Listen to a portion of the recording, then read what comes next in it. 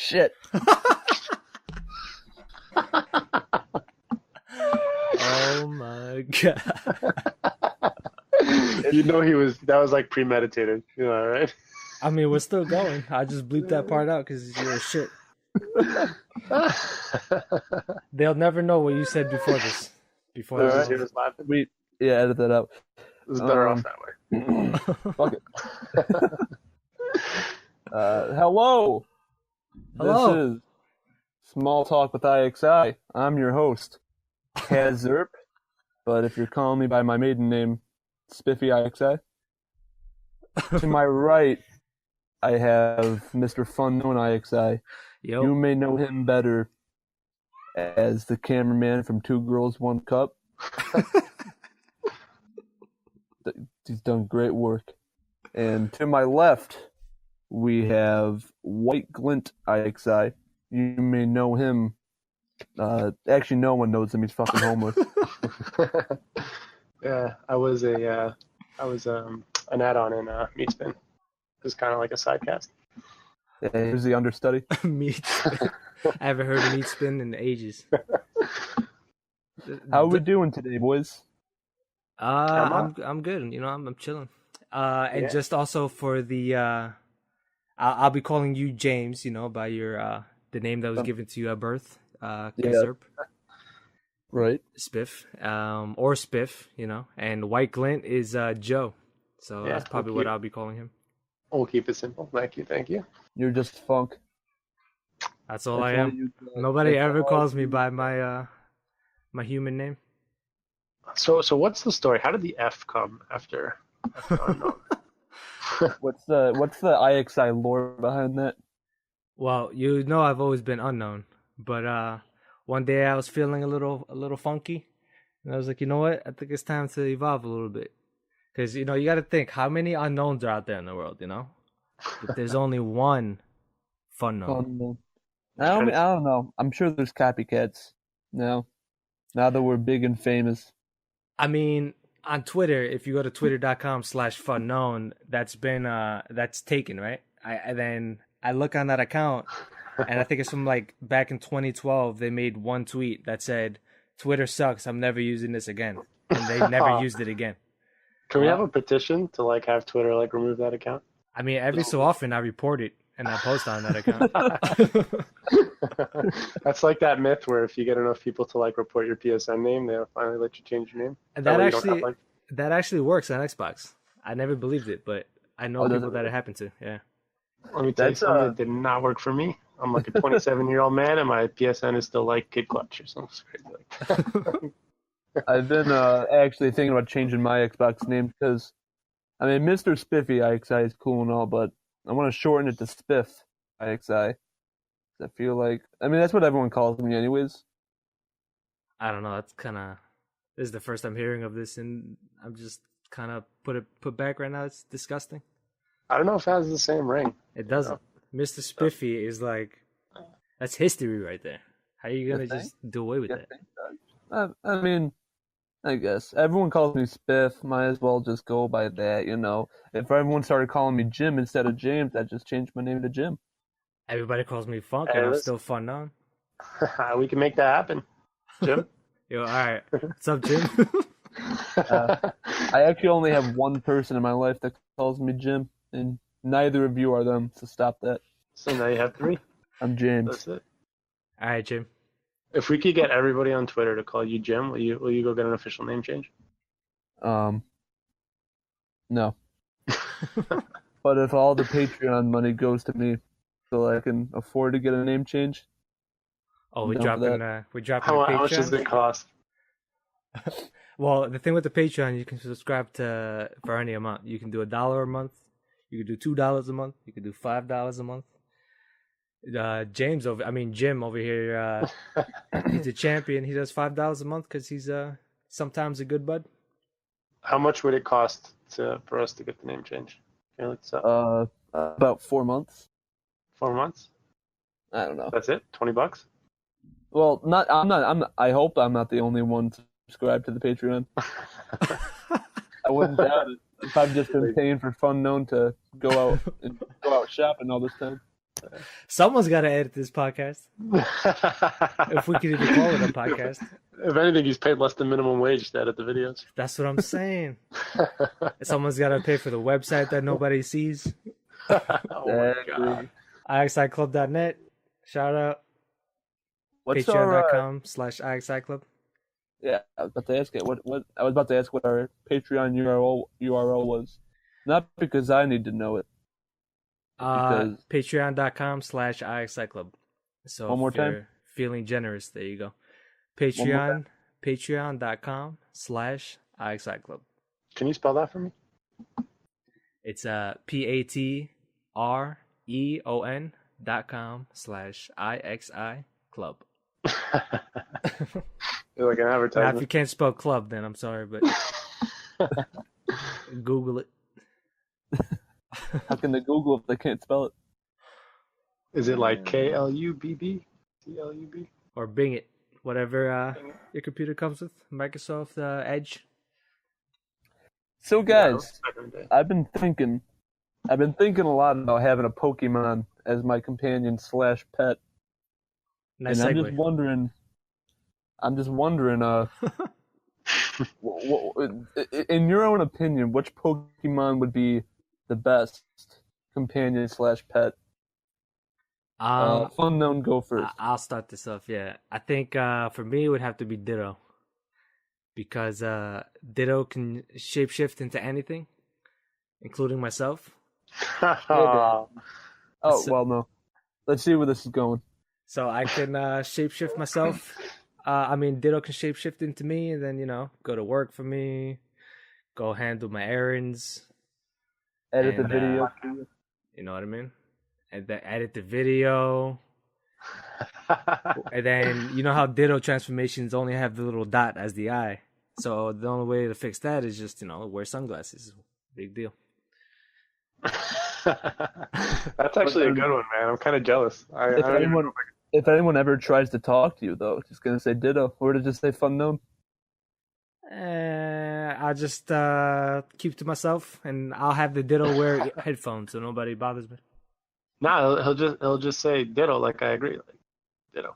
Oh, there you go. Me too. Yeah, ask him. Me too. I don't know what. It's just like you can't say Pikachu, right? Because Pikachu was like way overdone on the TV show. Yeah. And plus, I wouldn't want Pikachu because if Pikachu ever throws a temper tantrum, and you get shocked, this is real life. You're fucking dead. Ash is a savage to handle all those zaps and still be alive. I don't know how he does it. Maybe he's just wearing a rubber suit under all of his clothes. Yo, really good insulation. Maybe.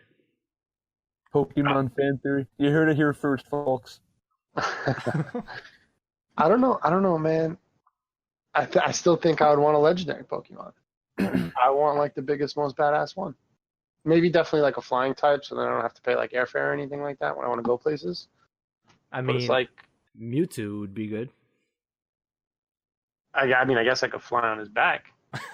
but Mewtwo, they had a movie after Mewtwo, and he was like a big jerk. Not He's anymore. like trying to take over the world. He realized the error in his ways. He apologized. Humans are the issue, not Pokemon. He's like, my bad, guys. We're cool now. Sorry for almost destroying the planet. I feel like you should definitely go with Lugia. Lugia, right? With big ass wings, going everywhere. You look like a god. Swims underwater too. Right? Yeah. Lugia's a cool one. He's nice. And the other guy is mean Ho-Oh. How do you even pronounce that properly? Ho-Oh? Yeah, Ho-Oh. I think you got it. Yeah. Or who? Ho-Oh? Who? Maybe the hyphen is just like a replacement for like a long string of O's. Yeah. If I had to pick, I'd probably go with Shroomish. Only because I got through, I guess, probably like the first 5 gyms of Pokemon Emerald with only a very high level Shroomish and then in turn Breloom. Because it's just so good, man, I can put him to sleep, I can paralyze them, I can take life from them. And he has that big defense, no one's getting him down. When K-Clue gets out of line, you put his ass to sleep. Exactly. When you get out of line, you don't want to edit the videos, I can paralyze you right in your computer chair. Yeah, but you'll be paralyzing my ditto. Remember? Well, I mean, I guess we paralyze them both. Damn. You just gotta make damn sure, you know. I can drain life from your ditto, just like how you drain my wallet with this Patreon bullshit. Oh my god! I'm sorry that $5 a month is draining your wallet. My bad. I didn't know the struggle was that real.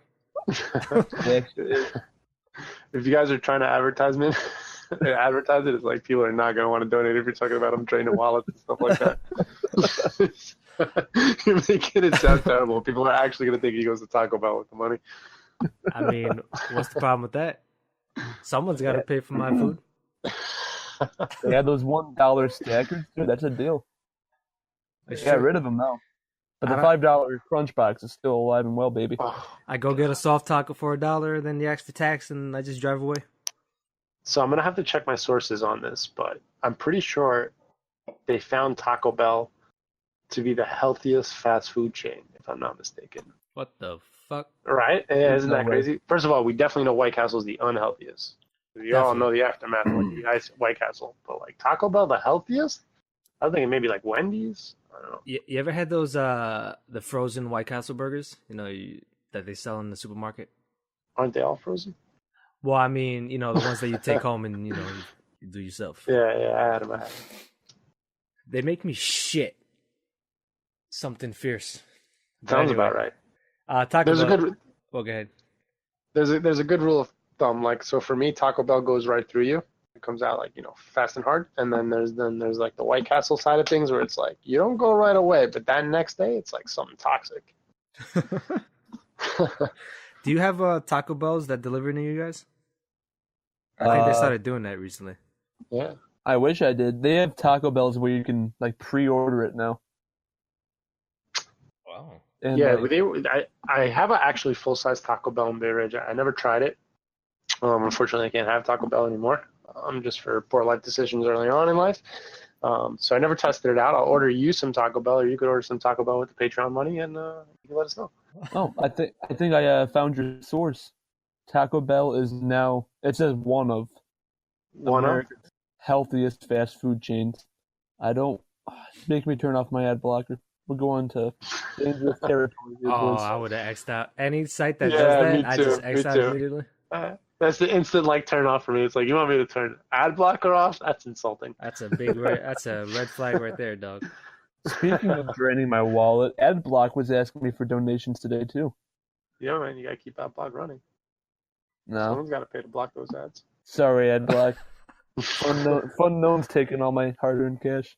Yeah, well, I mean, ad block isn't getting money from advertisement revenue. Right. Unless I guess the advertisement companies pay ad block to not block their ads. Like, well, we'll pay you a little grease, you let this one slide. Or maybe like websites like Kiss Anime pay AdBlock to make it so that they can't run their website without AdBlock, and then they can give me like 4 pop-up websites when I'm trying to watch Yeah, you click it. Dragon Ball Z. Are They always said like, I honestly don't understand that. Like if you want people to use your website and you want people to like constantly go on your website and watch anime to get the ad revenue, why would you make it so goddamn annoying? Like anytime I click, I mean, yeah, but anytime I click anywhere on the site, it sends me to a new site. And it's usually like a site you can't get off of. That's the worst. Are you sure you want to close this page? Yes. Another pop-up. Are you sure? You sure? Nah, Really? The worst is You gotta close your whole browser down, restart your computer. the worst is when you click on a site and then a new pop-up comes up and it's like, click here if you're 18 or older and you want to see sexy girls, and then it's just like naked anime chicks all over your screen. Yeah. Warning. Like, don't tell your girlfriend about this game.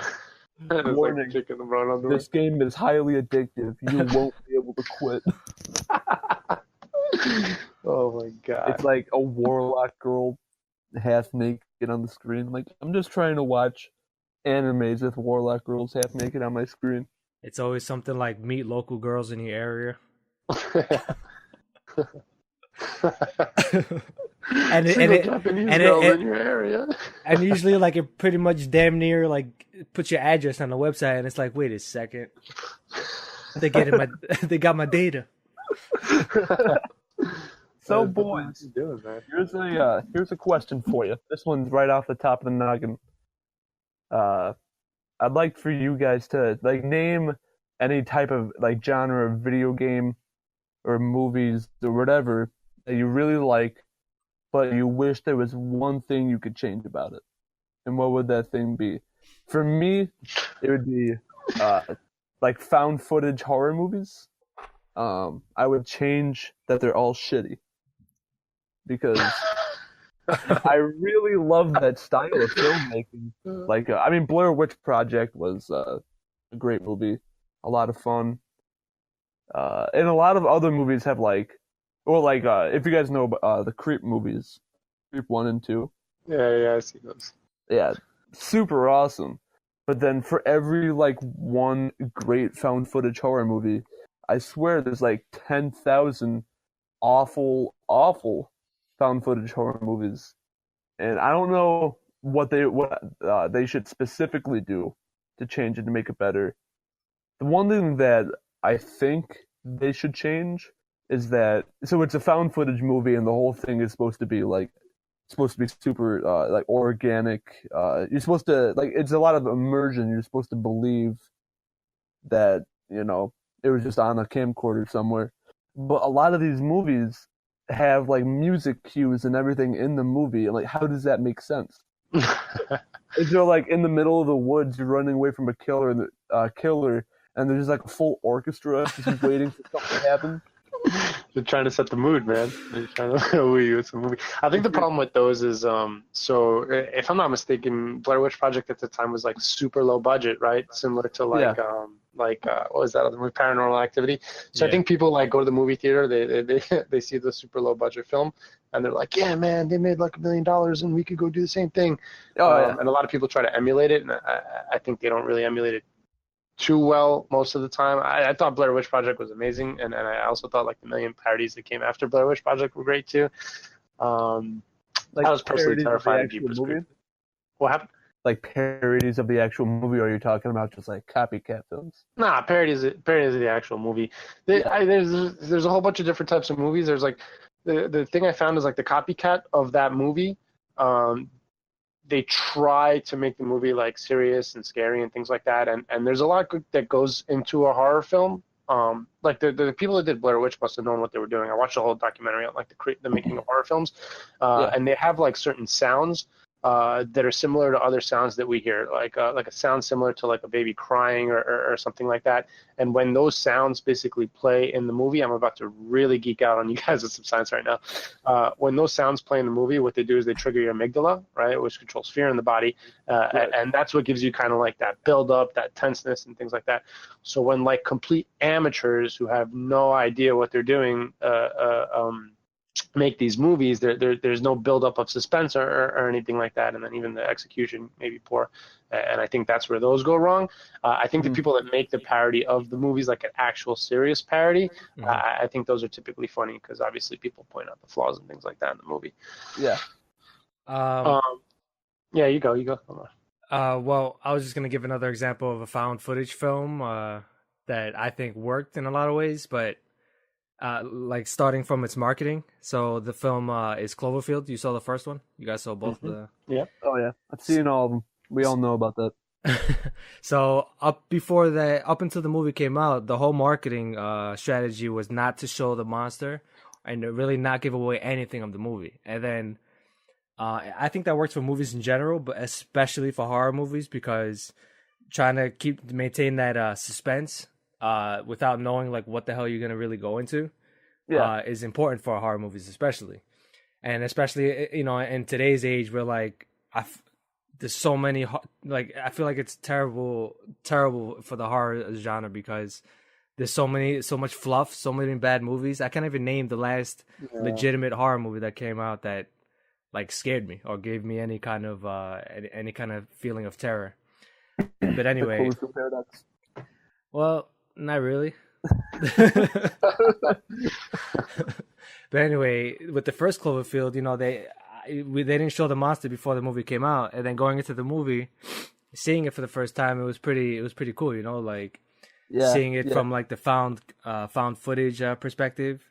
But Yeah. one part I think didn't land well with the movie was the comedy from I forgot the dude's name, but he was the cameraman for most of the movie.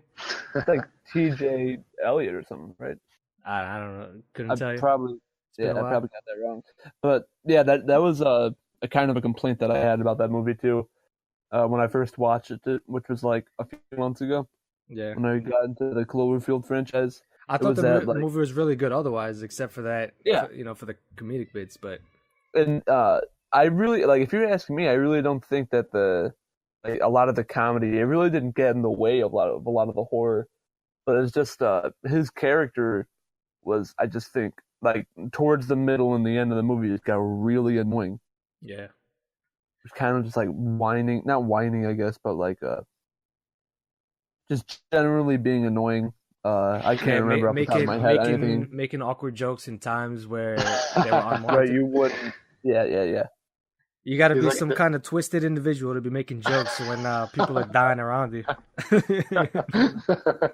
was ruining the mood. But anyway, Cloverfield, the build up to its release with the lack of marketing, deliberately. So, It and had then it had a. Do you know about the ARG? I was just about to bring that up. Yeah, yeah, How it extended beyond even just the movie or the marketing itself. Like ARG campaigns are really interesting because then it starts building like a dedicated fan base yeah.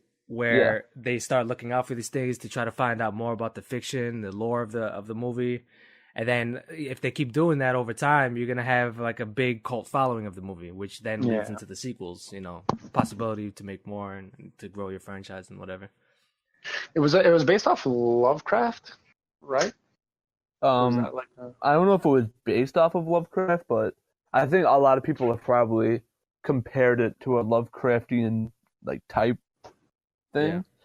I could be wrong, but I don't think I've ever read anything about it being like directly linked with any Lovecraft type things.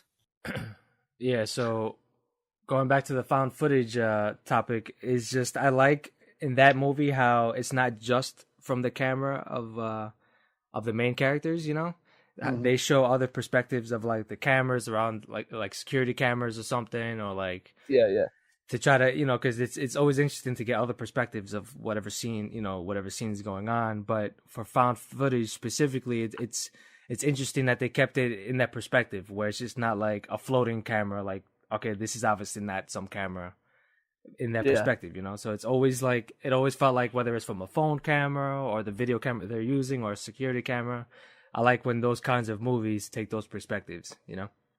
keep it fresh, like switch up the angle? Yeah.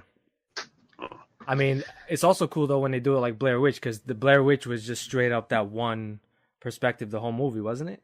It's been a Yeah. long time, so I can't recall exactly. But No, it was. I think they had. Did they have multiple cameras in that movie? I don't think so. I think it was just. I think that one only had one. Yeah, yeah. There was a movie, I can't think of it, on Netflix that I saw that was really good. It was about a couple like psychology students. I think it was a found footage film. Couple psychology students, and they were like basically like investigating. I think almost like a possession. I got to follow up after this when I find the name of the movie. And the cool part about the movie was so the movie started off like from one camera angle, and then when they got to the house, like there was like a slow build up where they were only using one camera until like strange things started happening around the house, and then similar to what happened with the Cloverfield movie, they set up like a network of cameras throughout the house. see, that's And what, yeah, and you kind of watched, and it was cool how they like smoothly transitioned from like that one camera angle to like kind of seamlessly into like multiple camera angles throughout the house, and really sticking to the found footage. yeah. There's a lot of found footage films that do that. Like, off the top of my head, Paranormal Activity did that. And I mean, a lot of the copycat found footage movies that are not that good did that as well with like the multiple cameras. Yeah. But yeah, I do like that a lot. I just wish that more of the movies were more fluent with it, because a lot of the times it felt like there was obviously like they only intended to use it for like the beginning of the movie where they're like just like setting up the general layout of the house. Mhm. And then a lot of times in those movies something happens to the cameras where like they lose electricity or something, and then I guess they just go to just stuff that they had on the body. And it's just like, it would be a lot cooler to see like stuff from those different perspectives a lot throughout the movie rather than just in the beginning, you know? Yeah. You ever saw Diary of the Dead? Nope. It's No. it's another one of those like from what is it, George Romero or whatever, that makes the Dawn of the Dead and all those of the Dead movies. Yeah. It was okay. It was a found footage zombie movie pretty much. That I thought was pretty interesting because none of the movies before it had that kind of perspective. So it was cool to see like just this one random group of friends. It's just how would they handle the zombie apocalypse. And I love me some zombies, so Yeah, that's like my favorite my favorite genre in the world. yeah, Dawn of the Dead is one of my favorite zombie movies. And speaking of zombies, not to go off on I guess deliberately, let's go off on a quick tangent. What are some of your favorite zombie movies? Because I feel like there hasn't been any legitimately high quality zombie movies in a long time. Like, I think one of the best ones is Dawn of the Dead. And even that has some like comedic moments. But I feel like other than like, and barring quality, opinion on the quality of the show itself, but I feel like The Walking Dead is probably one of the best zombie pieces of fictions ever. Yeah. Like whether it's a movie, a show, whatever. The thing about zombie movies for me is that I guess similar with found footage, there's so many awful ones out there that I really just kind of gave up on the genre. But it's always, I mean, watching a bad zombie movie, I feel, is a lot more entertaining than watching a bad found footage. Because like with a bad zombie movie, this like you can make fun of it. It's easy to make fun of, whether it be like a bad, like that one movie you had me watch. What was it again? That one movie I made you watch. With the radio station. What? All right. Oh, Pontypool, right? Wasn't it? Watch your fucking mouth when you talk about that. You ever heard of Pontypool, Joe? No. All right, let me tell you. No, let me tell you. The whole beginning of the movie is like, okay, greatest film of the century. the idea behind the movie was cool. Like, it was just this one radio station that was seemed like it was going to be the focus of this town being taken over by by zombies, but it quickly turns to shit as it gets real campy and cheesy. But they had a concept there that they could have nailed if you just followed through that same theme throughout the whole movie. But go ahead, I'll let you go defend it, James. Go ahead. I feel like the greatest part of the movie was really the isolation aspect of it. It's a very dark movie in like how they shot it, and well, like not just in subject matter, but in the way they shot it. It all basically takes place in that one radio station studio, which is I guess like a maybe at very most a 50-foot room, maybe more. I don't know. I'm not very good at eyeballing things. But, it's basically there's this weird virus, I guess, going around, and these people at a radio station, they basically just like your regular everyday talk show, like a morning talk show. Yeah, it felt very grounded and raw. Yeah, and they're basically like they call they have like a weatherman that does like they say that he's in a helicopter, but he's actually just like in a Prius parked on like top of the hill looking at clouds. And they call him, and when they call him, he's like freaking out because there's like all this mayhem going on. It's really awesome, and they keep that tone, and the pacing is really good in keeping it feel like very isolated and kind of helpless. So that's I gotta why watch this movie tonight. it's great. You're gonna love it. FUNKNOWN doesn't know what the fuck he's talking about. I hope you I gotta watch be the it. tie-breaking vote. Yeah, let me know what you think of it. Listen, I'll tell you what. If one of you guys donate to my private Patreon, I'll vote. You know what I mean? I'll say it's a good movie, it's a bad movie. Doesn't even donate to the iXi Patreon. I'm just playing. We have to donate to the private Patreon so we can afford the Netflix membership. Yeah, pretty much. Otherwise, I can't watch the movie. Then I got to deal with all those ads on the streaming website. You know what I mean? We already complained about that. See what you do, Funk? See what you're doing? Just curious, Funk, what would you have changed about the movie? Well, I kind of don't want to spoil it, but I would definitely change how the second half was handled with, like, what the twist was, and pretty much just, it wasn't that bad. I may have given it a little more shit than what it deserves, but the end result of it just left me with, like, you know how when you throw up a little bit in your mouth and then you swallow it because it's just that's your reflex. But that's just kind of how I felt about the movie once, like, we found out what the twist was, which I don't want to spoil it for because if Joe's gonna watch it, I gotta watch it. Come on. But, was that your reflex to the movie? You threw up in your mouth a little bit and swallowed it? Yeah, pretty much. I was at, like, once I saw the first zombie, and then they started, like, I started piecing things together. I'm like, oh, I see what's going on here. And then from there, it's just all downhill, really. But I tell you though, some of the deaths were pretty brutal. Like one of the girls. Hey, spoiler! Yeah, spoilers. That's it. There's deaths in the movie. He didn't know that people die. People die in a zombie movie. Spoilers. Come on, it's a zombie movie. How did the zombies get there? So zombie movies, man, I like them. I think Dawn of the Dead is my favorite, even with like the kind of humor as far as humor goes. I'm gonna get back to Walking Dead. I have, I guess, an unpopular opinion about it. Apparently, I haven't watched it. I actually stopped watching it for this reason. I'll get into that in a second. I think World War Z was a good movie, man. Right? I liked it. Yeah. Movie. I think it was a good movie. I think the ending. Oh man, that was so stupid. Me personally, because what are the zombies? I don't even want to ruin it, but I think the ending was a little weak. I think they could have came up with like a better ending. But I think everything, like the story of the movie, the delivery of the movie was really good. But I won't talk about the twist or how they found out how to solve the problem, or if they even solved the problem, because I don't know if they ever did.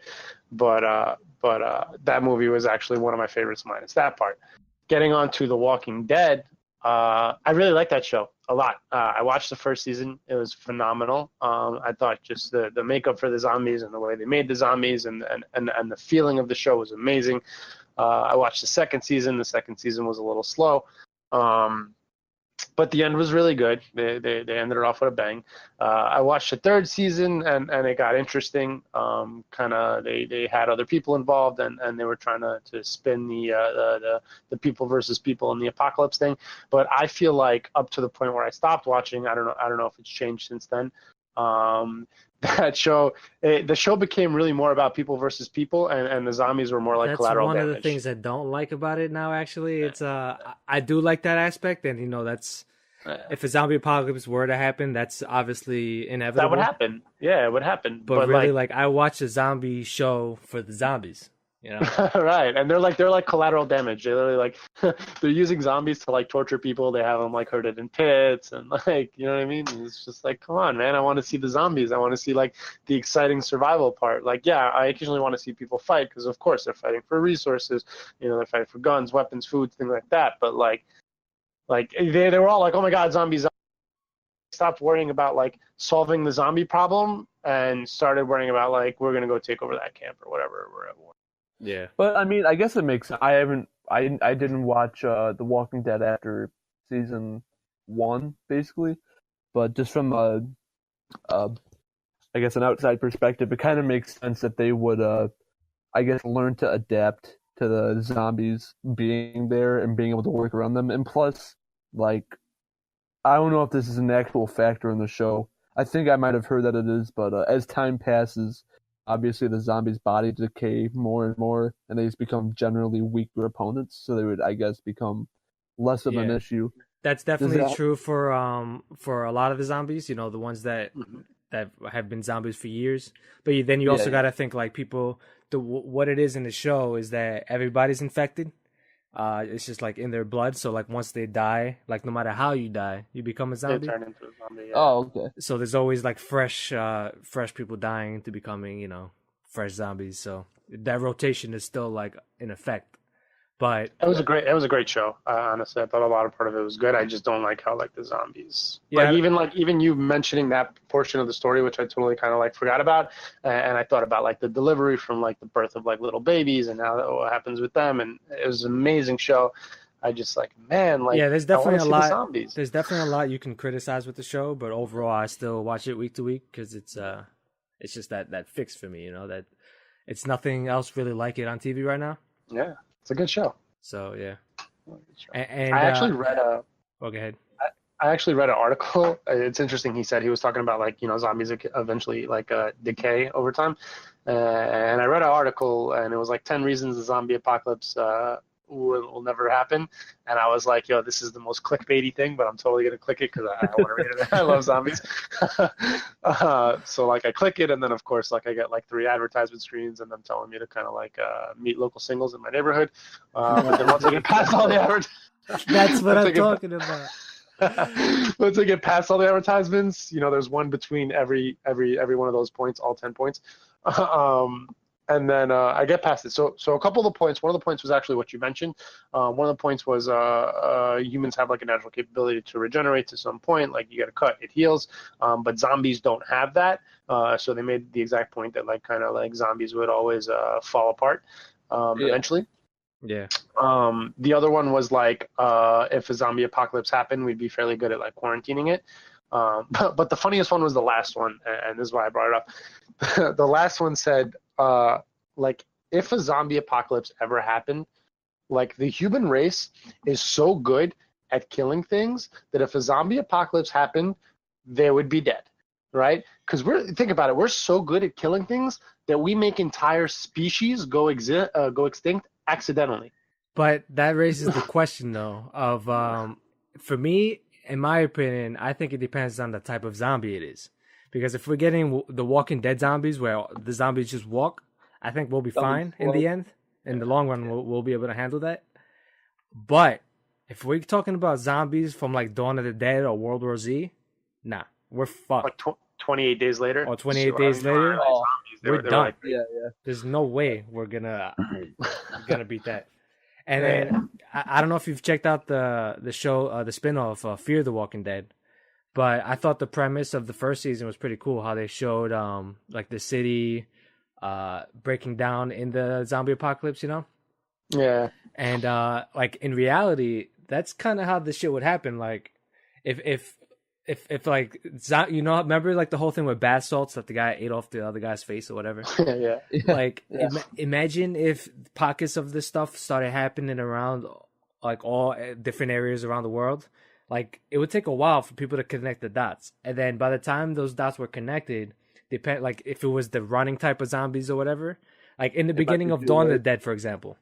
You remember in the beginning of Dawn of the Dead when she wakes up and then her husband tries to kill her after he gets bitten, and then when she jumps out the window and she looks into the street and there's fucking zombies and running everywhere and there's chaos. Like that's the kind of speed at which society would break down, because like we're a society run on like fossil fuels and like limited resources. So like who's gonna run the plants that we need for energy? Like the people are not gonna be there to run like your power grids or whatever. They're gonna be with their families. They're gonna be trying to survive. And if they aren't, they're going to be dead. So it's like our resources are going to eventually run out. The grid's going to shut off. And once that happens, deaths are going to rise like super quick. Because you don't have infrastructure anymore. Yeah, then infrastructure is going to fall apart. And then that's the kind of like, at that moment is when then like you won't only have to worry about zombies. You're going to have to worry about people trying to take advantage of those moments. And society's done at that point. That'd be crazy. The bath salt thing was crazy. and it's I remember reading the bath salt thing, and like as a zombie fan, I was like, oh my god, zombies are real. Like, Yeah. Everybody was like, "Is this it? I'm ready. I've been preparing for this moment my whole life." I got my zombie apocalypse book, break the staircase, they can't climb broken stairs, and like all that stuff that was in that book. But like then I realized like it was just a crazy person on drugs, and I was like a little disappointed. But I think I think yeah, I think you're right. Like I think it would happen, especially if it's like the fast ones, and that's how like most of the zombie movies start. I'm pretty sure 28 Days Later started the same way, right? And then the sequel 28 months later was already past that. But I'm pretty sure it was like the same thing. Like they go into an apartment building and they're like, oh, what's going on over here? And then like I don't really want to ruin it, but long story short, like it spread a little bit before they figured out what was going on. And I think maybe. So bigger cities are a hit or miss. Bigger cities, maybe we kind of realize what's going on a little quicker, but the problem is there's a denser population. So New York City is crazy. I mean, 11 million people. New York State has a population of 20 million people. 11 million of those people are actually in the New York City area. Yeah. So like any kind of zombie thing would be so fast, out of control. I don't know if New York City is done. You kidding me? Yeah, but I think I think what they would do is so New York City would happen so fast that it would be obvious, and they would like basically wall off the city eventually and kind of give up on it, but whatever, or like torch the city. But I think like the other side of it is like in those rural neighborhoods where there's not as much population and you don't really see it going on, is where it would kind of like spread to a whole bunch of places, and then that would be really bad because you don't know like where it spread to, how far it spread before you found out. Yeah. So. It's funny though. How we started this off with Pokemon, and we're now talking about zombies. I'd like to say though, in a zombie apocalypse, Shroomish would be a great companion. Just paralyze those zombies. Put them to sleep, paralyze them, drain their life. They don't have much to begin with. But would a zombie be affected by Shroomish? Paralyzation. Oh. I mean, there's got to be something in there that's keeping them running. We need a zombie PhD right now. There's got to be something they're running, and I guess we don't know the specifics of when you use the move Leech Life. We don't know what exactly we are leeching, other than I guess their philosophical life force. I'm guessing if there's something that keeps a zombie going, it has to be able to be stolen from them. So maybe just be a one-hit KO every time. That'd be great. What little life force they have left. Or I mean, you can just stick with a who woo woo a who and fly over them. Yeah. Well, that's why you gotta have Lugia. You just go underwater. They can't swim, man. You gotta find an island, or you go on Long Island. You blow up the bridges, and there you go. Clean the island of zombies. And then what are you gonna do? You're gonna eat your Pokemon then when you run out of food? You go to the bodega. Farms. Those things are always running. You can't shut those things down. It's true. That's definitely true. 24/7. All right. Well, we're going on. We've gone on for long enough. FUNKNOWN. Enough flapping. What's up? Do you want to shout out the Patreon one more time? I think I forgot what that is. I'll let Joe handle that. Let's see if he got it down. Yo, I don't know how to spell club, so I'm the wrong person for the job. We've already discussed this. It's www.patreon.com. Only two W's. www.com. Error 404 not found. www.com / the official Patreon of. All right. www.patreon.com/iXi Club. Did I get it right? Right. That's it. Is club spelled with a K? Nah, it's with club is with a V. A V. All right, got it. Like meat box. We have a special going right now. If you match the only donation, which is mine, $5, you can be on the podcast. You can run iXi Club. None of us want to be in it anymore. It's just like a cruel joke.